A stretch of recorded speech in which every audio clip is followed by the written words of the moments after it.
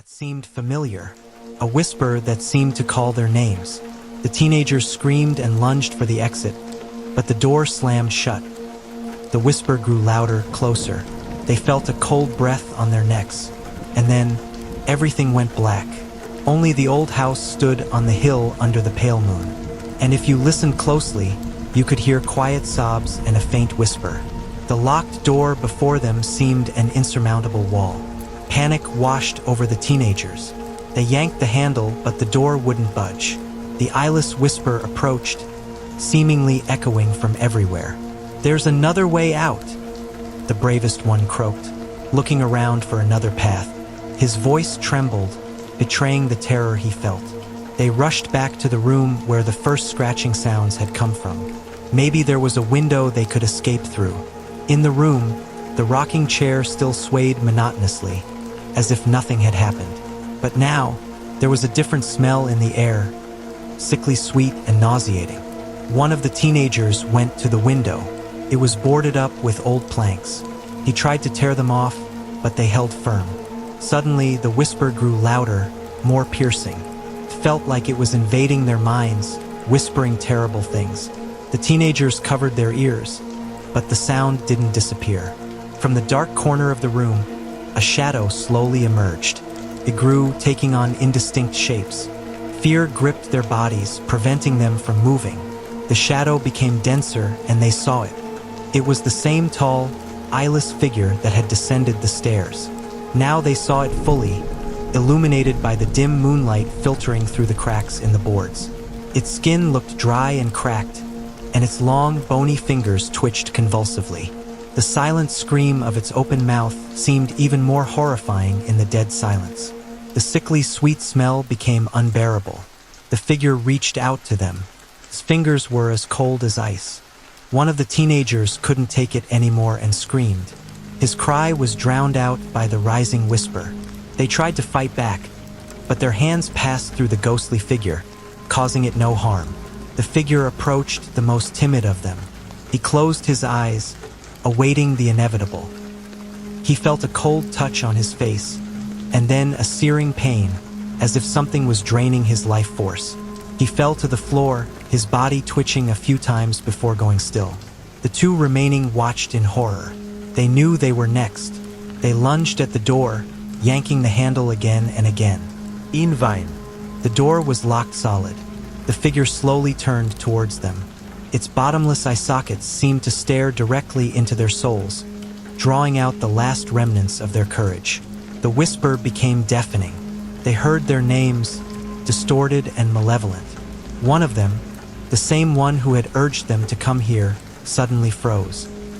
His eyes widened in terror, and he began to slowly raise his hand, as if someone was pulling it. His body seemed to lose weight. He lifted off the floor and hung in the air, facing the eyeless figure. The silent scream echoed again.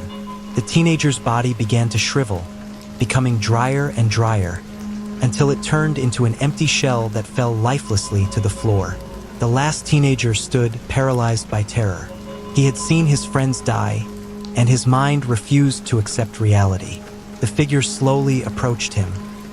He saw its dried skin, its long claws, its bottomless eye sockets radiating an unbearable cold. The whisper enveloped him from all sides, penetrating every cell of his body. He heard a voice, familiar and yet alien, a voice that was calling him. He closed his eyes, waiting for the end. He felt a cold touch and then emptiness. Silence returned to the house. Only the rocking chair swayed monotonously in the dark room. And above the hill, the pale moon shone, illuminating the old, abandoned house. And if you listened closely, you could hear quiet sobs and a faint whisper, a whisper that never faded, the whisper of those who dared to enter and could never leave. Days and weeks passed. The old house on the hill continued to stand, unmoving and gloomy. The locals gave it a wide berth, whispering to each other the terrifying stories of the missing teenagers. No one dared to approach to find out what had really happened within those walls. Fear had taken root firmly in their hearts.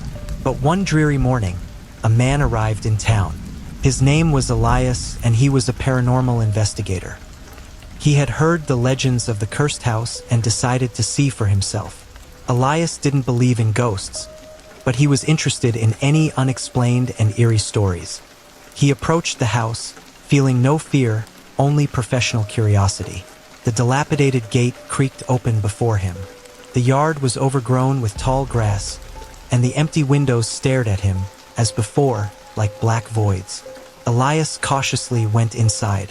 The smell of dust and decay immediately hit his nose. A heavy, oppressive atmosphere hung in the air. Moonlight no longer penetrated here, so the man turned on his flashlight. The beam of light picked out tattered wallpaper, cobweb-covered furniture, and a thick layer of dust on everything.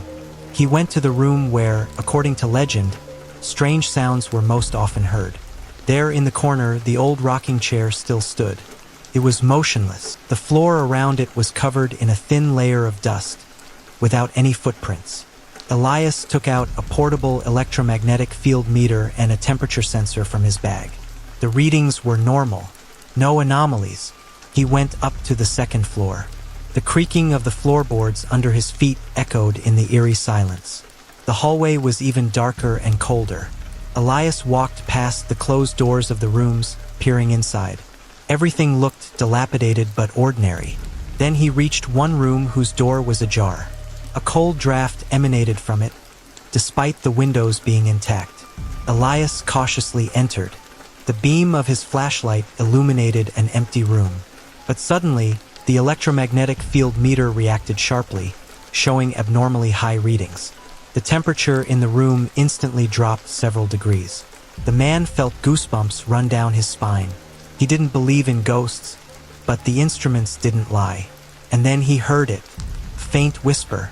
It came from nowhere and everywhere at once. The whisper was quiet but piercing, as if someone was trying to tell him something. Elias froze, trying to make out the words, but they were just incomprehensible sounds, filled with pain and sorrow. The whisper grew louder. The electromagnetic field continued to rise. Suddenly, a dark spot began to appear in the corner of the room. It grew, taking on familiar outlines. Elias stepped back, his skepticism beginning to crack. What he was seeing had no scientific explanation. From the darkness emerged the tall, gaunt figure without eyes. The same horror the locals had described. Elias couldn't move. Fear gripped his body. The figure reached out its bony hand towards him. But this time, something else happened. Elias felt not only terror, but also a deep sadness emanating from this creature. Pain, loneliness, despair. The whisper became more distinct. It seemed to Elias that he was beginning to understand individual words. Words about loss, about injustice, about eternal imprisonment. Instead of fleeing, Elias took a step forward. "What do you want?" he asked quietly. The figure stopped. Its bottomless eye sockets seemed to look at him, filled with unbearable pain. The whisper grew even louder, and Elias finally managed to make out the words. "Help me." Elias hesitated for a moment. Help this terrifying creature? But there was such despair in its voice that the investigator couldn't simply turn away. "How can I help you?" Elias asked again, trying to hide the tremor in his voice. The figure slowly raised its eyeless head. The whisper changed, becoming more insistent, as if trying to explain something. Elias thought he could catch glimpses of images in the whisper. A child's cry, flames, betrayal. Suddenly, Elias's gaze fell to the floor. In the dust near the wall, he barely noticed an old, yellowed toy, a wooden rocking horse with a broken ear. Elias carefully approached and picked it up. As his fingers touched the worn wood, the whisper intensified, and the figure trembled. "Is this yours?" Elias asked, showing the toy. The creature's eyeless face didn't change, but Elias felt a wave of intense sorrow wash through the room. The electromagnetic field spiked again. Elias instinctively felt that this toy had some significance, perhaps the key to what kept this being bound to the house. He looked around. The room seemed ordinary, except for the cold and the presence of this terrifying figure. But now everything felt different. Behind the horror, he began to see tragedy. "What happened?" Elias murmured, addressing the creature. The whisper became slower, as if struggling to form words. Elias had to strain his ears to understand them. Fire, betrayed, taken. The words were fragmented, but Elias began to piece together a picture. Some tragedy had occurred in this house many years ago, perhaps a fire, and someone had betrayed someone else. And this creature, was it a child? The wooden rocking horse in his hand seemed a fragile piece of evidence of a lost childhood. Elias felt an unexpected sympathy for this eerie phantom. It wasn't just trying to scare, it wanted to be heard. "Do you want me to find out what happened?" Elias asked. The whisper became affirmative. The electromagnetic field began to slowly subside. The figure seemed less threatening, more vulnerable. Elias decided to stay. He felt that his mission had changed. He had come as an investigator, but now he had become something of a detective in the world of ghosts. He had to unravel the mystery of this house to help this unhappy soul find peace. He carefully placed the wooden rocking horse on the floor. The figure reached out its hand towards it, but didn't touch it. It just stood beside it, surrounded by a quiet, sorrowful whisper. Elias understood that this was just the beginning. A long road lay ahead, full of secrets and perhaps new horrors. But now he knew why he was here. Elias spent the next few days in town, trying to learn more about the history of the old house. He spoke with the elderly residents, reviewed local archives. With each detail he found, the picture of the tragedy became clearer. Many years ago, a family had lived in the house. A little girl had died in a terrible fire. There were rumors of a quarrel between the parents before the fire, of a betrayal that might have led to the tragedy. But no one knew for sure. Elias returned to the house with some old photographs he had found. One of them showed a little girl holding a wooden rocking horse, exactly like the one he had found in the upstairs room. He went upstairs and entered the room. The eyeless figure was waiting there. The whisper was quieter, more peaceful. Elias showed the photograph. The creature's eyeless head tilted slightly. The whisper sounded like a soft sob. Elias recounted the story he had learned. About the fire, about the loss, about the possible betrayal. When he finished, the whisper ceased. The electromagnetic field returned to normal. The cold in the room disappeared. The figure stood motionless. Then, it slowly reached out its hand towards the old wooden rocking horse lying on the floor. Its bony fingers gently touched the toy, and then a miracle happened. The figure began to dissipate, becoming more and more transparent. The whisper vanished completely. Only a slight coolness remained in the air. The wooden rocking horse fell to the floor. Elias picked it up. It seemed like an ordinary old toy, devoid of any eerie aura. Elias looked around. The room looked simply abandoned, but no longer frightening. It felt as if a heavy burden had been lifted from this place. He stepped out of the house into the fresh air. The sun was already rising over the hill.